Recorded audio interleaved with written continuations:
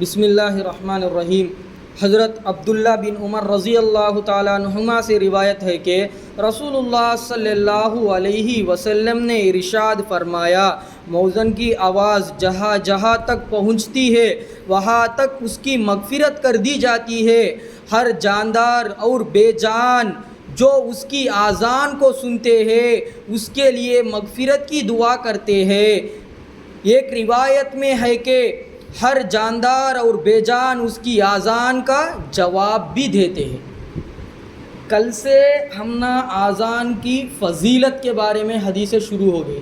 کل میں آپ کو بول دیا تھا پہلے ہی، آپ صلی اللہ علیہ وسلم ہم کو ان حدیثوں سے اذان کی فضیلت بتانا چاہتے ہیں۔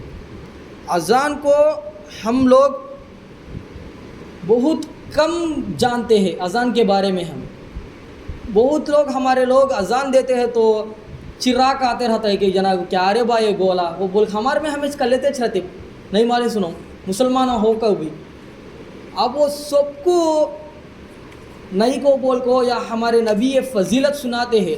فضیلت سنانے کا یہ مطلب ہے کہ ہمارے میں سے ہر ایک شخص یہ حدیث سننے کے بعد وہ لگا کہ دل میں تڑپ پیدا ہونا، میں اذان دینا پہلے، میں اذان دینا پہلے۔ اب یا کیا بولتے ہیں کہاں تک ہے تو اس کی آواز جاتی کی وہاں تک اس کی مغفرت کر ڈالتے کہتے اللہ ہماری آواز کہاں تک ہے تو پہنچتی کی اذان کی وہاں تک اللہ تمام گناہ معاف کر ڈالتا کہتے اللہ۔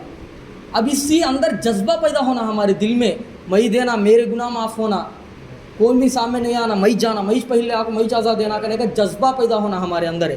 پھر کو اور کیا ہو جاندار بھی بے جان والے بھی سنتے یہ اذان کو سننے کو۔ اس سے پہلے حدیث میں پچھلے حدیث میں کیا آیا، گواہی دیتے کو بول کو بھی آیا، جاندار بے جان والے کل قیامت کے دن گواہی دیتے کو بول کو آیا۔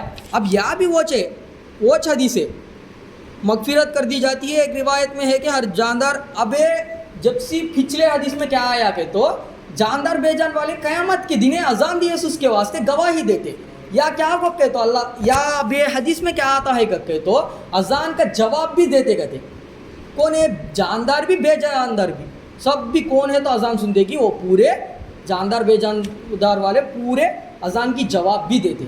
اب ان سے ہمارے اندر جذبہ پیدا ہونا، میں اذان دینا، میری مغفرت ہونا، کل قیامت کے دن میرے واسطے لگا آپ کو مجھے گواہی دینا، میرے واسطے آپ کو مجھے گواہی دینا کرنے کا ہمارے اندر ایک جذبہ پیدا ہونا، میں پہلے دینا کو بول کا آنا وہ۔ اب یہ ہمارے نبی اس لیے ہم نہ بتانا چاہتے ہیں۔ حضرت بلال رضی اللہ تعالیٰ عنہ ان کی فضیلت آلریڈی میں کل آپ کو سنایا۔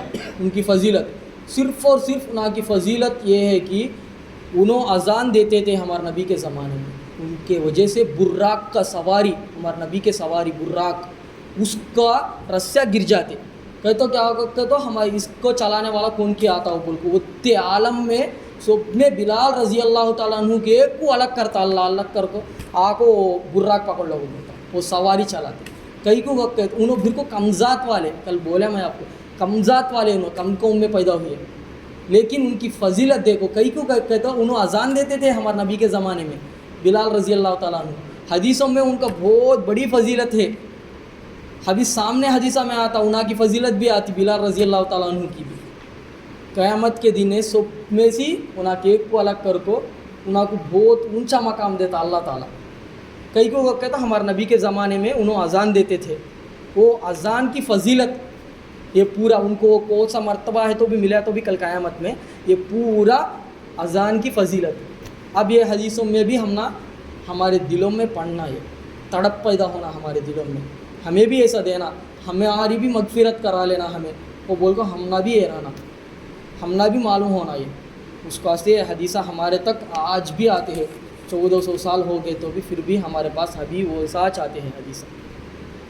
کریں گے نا بھائی؟ اللہ تعالیٰ کہنے سے سننے سے زیادہ ہم سب کو عمل کرنے کی توفیق عطا فرمائے۔